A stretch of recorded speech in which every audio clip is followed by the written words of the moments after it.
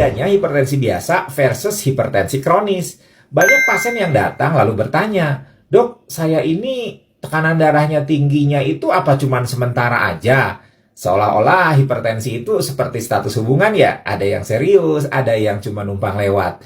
Nah, justru penting banget untuk tahu bedanya hipertensi biasa yang episodik dan kemudian normal lagi dengan hipertensi kronis yang menetap dan butuh penanganan jangka panjang.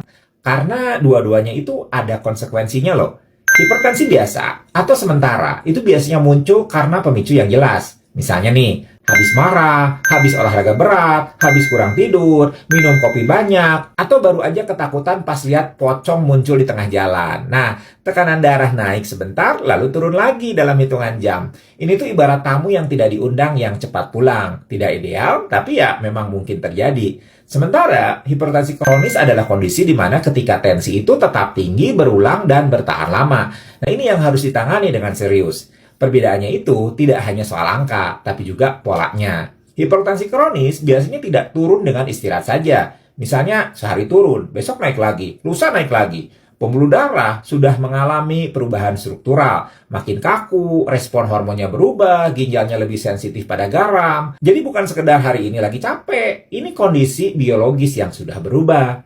Kadang pasien itu suka membela diri. "Dok, ini cuma karena saya habis makan bakso." Kalau tiap hari bilang begitu, mungkin baksonya itu udah jadi tersangka tetap ya. Hipertensi kronis juga lebih sering meninggalkan jejak di organ-organ target, kayak jantung, ginjal, dan otak. Bisa rusak nih. Makanya, dokter itu suka minta periksa EKG, tes darah, atau USG jantung untuk memastikan tidak ada kerusakan lebih lanjut. Jangan merasa pemeriksaan itu berlebihan, karena justru itu seperti mengecek kondisi rem sebelum turun gunung. Kita ingin lebih aman sebelum terjadi hal-hal yang tidak diinginkan. Sedangkan hipertensi sementara itu jarang merusak organ karena naiknya itu tidak lama. Tapi kalau misalnya terlalu sering muncul, ini tuh bisa berubah jadi hipertensi kronis. Jadi harus diwaspadai. Ini tuh sama seperti kebiasaan buruk kecil. Yang lama-lama, kalau misalnya dibiarkan, ya semakin besar, semakin bermasalah, sulit dihilangkan. Intinya, hipertensi kronis itu bukan musuh yang muncul tiba-tiba. Dia berkembang karena gaya hidup kamu, pola makan kamu, kurang olahraga, stres, faktor genetik. Makanya penting untuk melacak pola tensi, bukan hanya satu angka saja. Nah, kalau misalnya Anda punya hipertensi kronis, bukan berarti hidupnya jadi terbatas.